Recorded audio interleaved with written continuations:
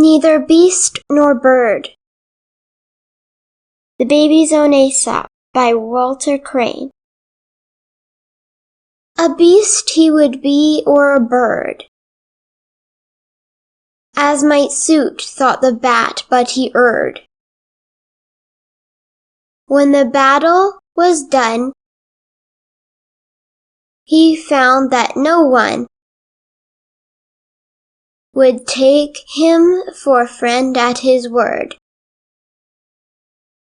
Between two stools you may come to the ground.